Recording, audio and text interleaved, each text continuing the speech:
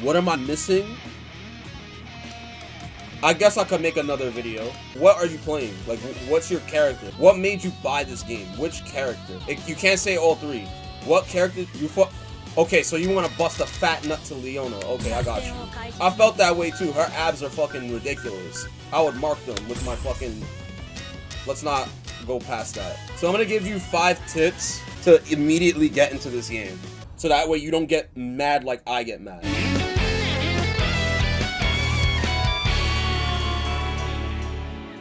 Leona's not an easy character, but she's not a hard character.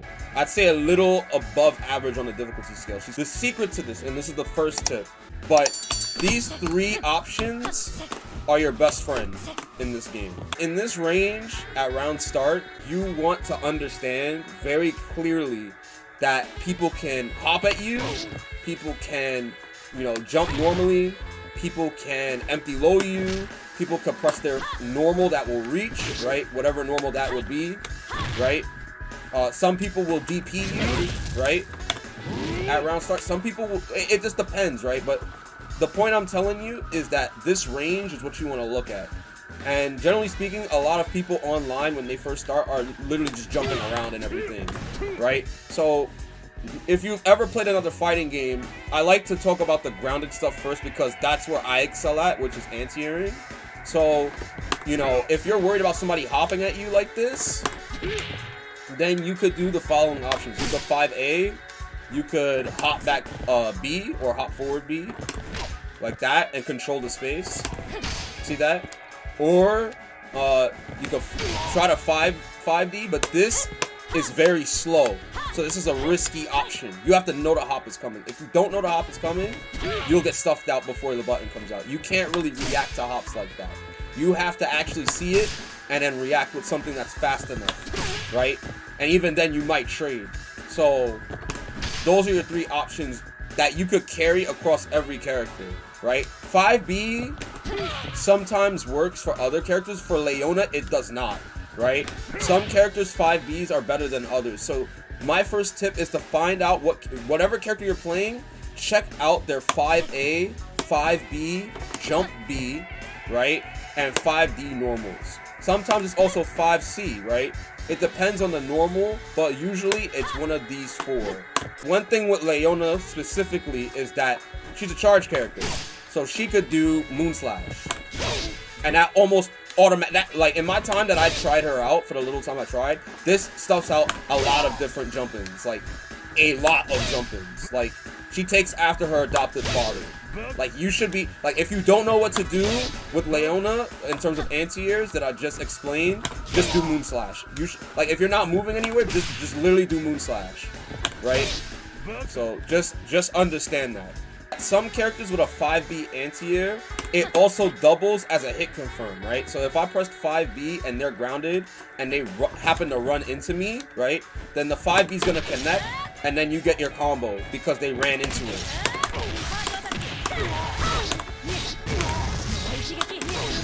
See that? So that's something to understand, right? Is some characters get really good confirms off of this while it also acts as an anti-air. So just keep that in mind.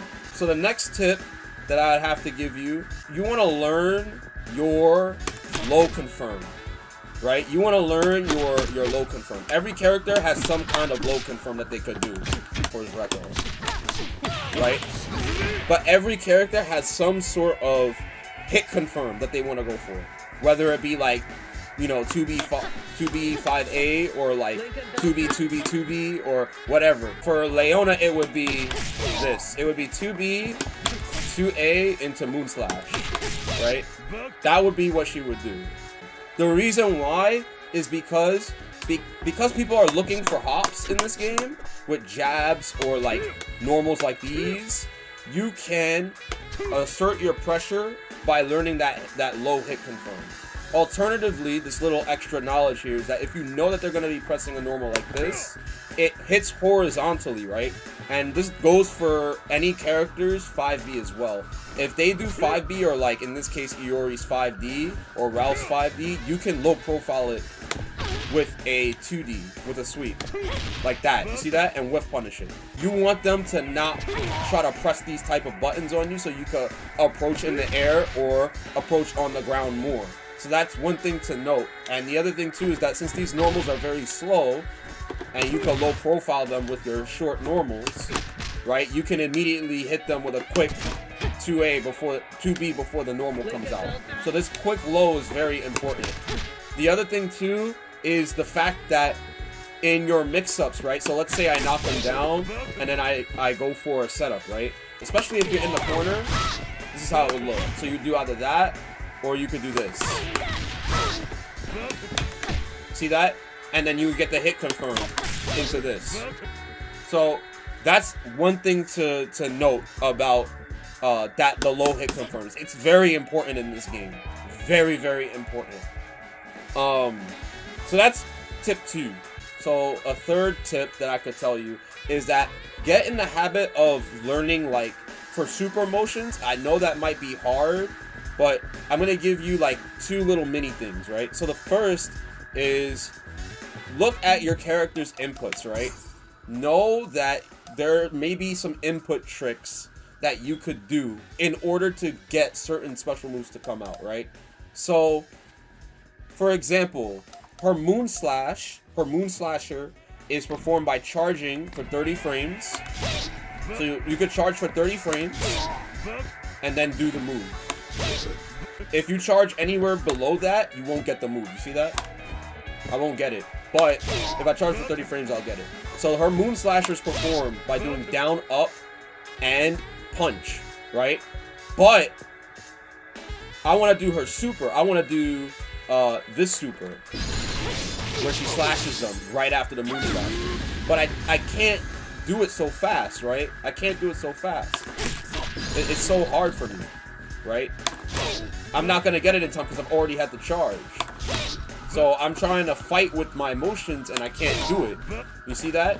Look at my motions. It's hard for me. Like, even raw, it's hard for me. I can't fucking do it. So instead of trying to worry about that, we can carry the motion. So we could go from down to up, right? But we could also go from down to down back to up back. Right? And that gives us our quarter circle back while also releasing the Moon Slash. You see that? So we've already put half of the super motion into that super, right? So we just do half circle forward and punch, and then, or half circle forward kick, and then we get it, right? So look at this. And then we get it. If you look at my inputs, right? If you look at my inputs, I went all the way to up back and carried the charge, and then I immediately went all the way to half circle, and that's how I got it. Half circle kick. Every character has some sort of way to like shortcut their super. We could do DP in the half circle back, right? So see that? This super is quarter circle forward, half circle back.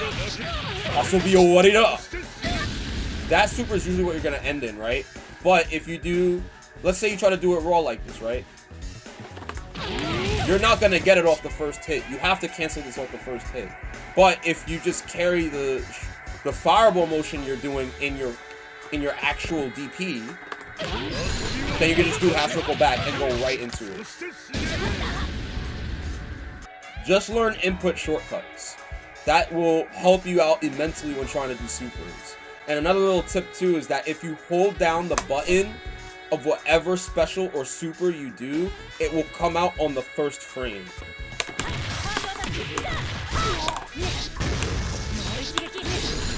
See how I held the button down and it gave it to me on the first frame? So just consider that. Consider holding the button down for the special before it comes out. I know a lot of people have issues hopping, so I'm just gonna explain this. So to hop, you have to lightly tap up on the stick or on your pad, but this is very hard to do in the heat of the moment. Like, unless you're extremely controlled as a player and you literally don't shake, like your execution is so calm and chill that you're able to do it in the heat of the moment, you're not gonna get it every time. here's some ways that you can actually shortcut your hops. So if you're an anime player and you know how to do an instant air backdash, you know that you could just do it by going 747, right? 747 is your instant air backdash, and then 969 is your instant air forward dash, right?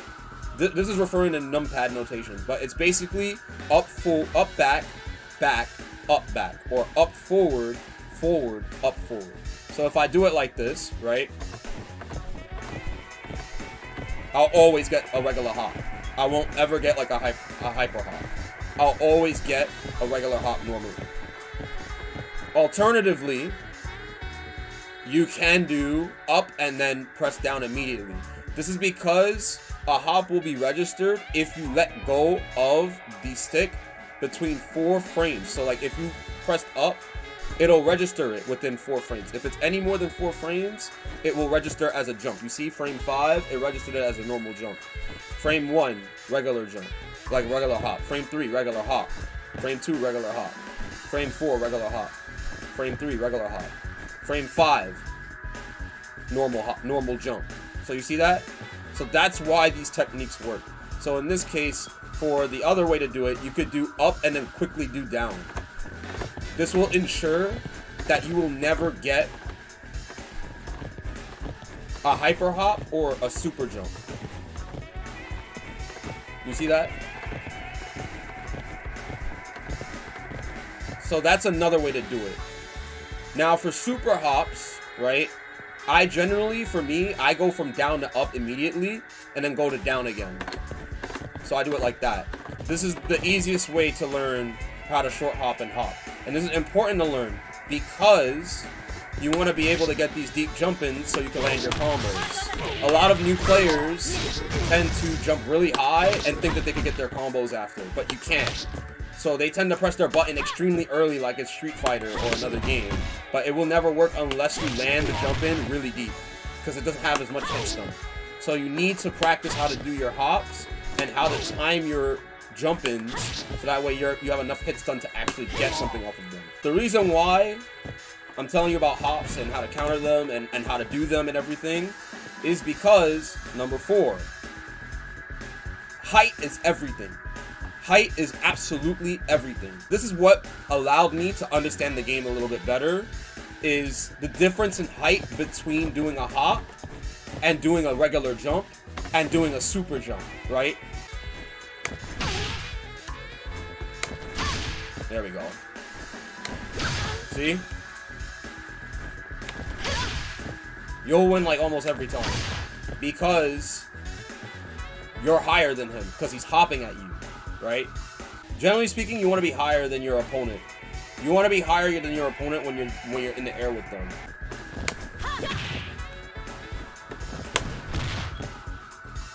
You can also use this to your advantage, right? Because knowing that they're normal jumping, if you jump with them, you can use your normals. Like I mentioned before, Leona's jump B is like really good at catching like most jump in attempts.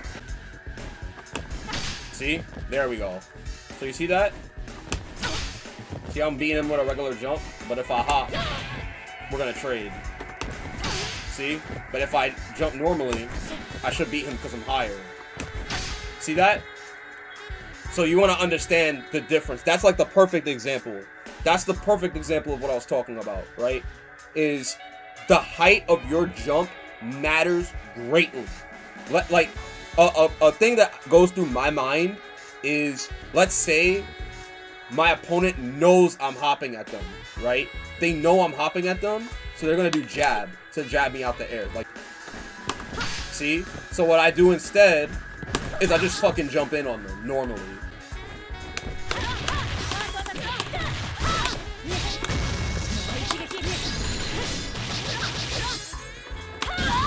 Bro, that's all because you tried to stop a hop. That's all because you tried to stop a hop in, right? That's all because you thought I was going to hop in on you. Tip number 5, and this is going to be the last tip I'm going to give you, I believe. Let's say you knock somebody down, right? You have them knocked down in the corner, and every single time, they're doing fucking wake-up throw. Every fucking time. You fucking hate that shit, right? You know for a fact they're gonna do it. So you're like, okay, the next time they go for wake up throw, I'm gonna fucking hop at them and then body them, right? But then you know what happens? Because there's no throw with animation, they get their full C normal and then they anti-air you. And the fact is they could do that and then get a combo because it's a counter hit state, so they get to juggle after it, as you just saw there. So all of these ways to try to deal with throw that you learned in other fighting games may not be valid here because they get a OS in it because it's a one button throw. Throws in this game are one frame and they beat all other normals. So like if I were to actually try to melee him with a normal, he will actually beat my normal. See? So the only two ways you could deal with this is the following. You could do the harder option of spacing your meaty out. You see how I hit him out of his normal because I'm not in his throw range. I'm not in his throw range at all. So he's not gonna scoop me from my button. I'm gonna hit him for doing his standing heavy kick, right? Or his standing heavy, standing D. So that's one way to deal with it. It's a much harder way to deal with it though. I fucking hate trying to do it that way. The other thing you could do is you could do an option select, right? So what I mean by this is you basically, if you look at my inputs very carefully, what am I doing? Right after, you see how I get the down forward light, the down forward B, the down forward light kick? As soon as I press that, I also press forward heavy kick.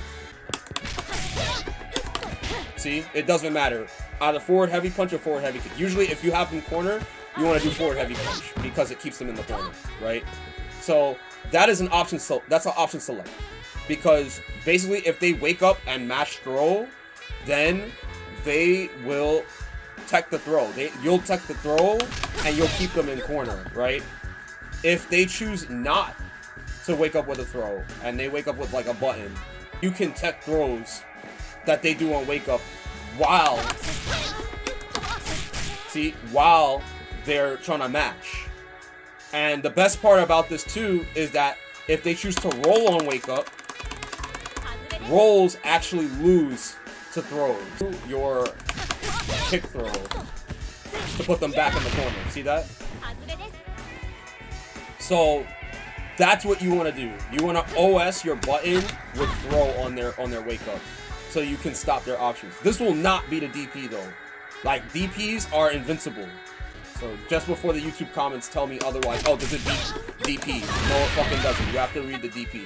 But that will stop people from mashing throw on wake up. At least it'll deter them a little bit. There is unfortunately no reward for you other than the fact that you keep the position in the corner, but there's no reward for you outside of keeping this position. You don't get to punish their throw with, you don't get to do any of that, right? So that's where you spacing out your meaty is the next best option. So that way you can get a punish. An added tip, I want to add a little bonus tip here, is the jump CD stuff, right?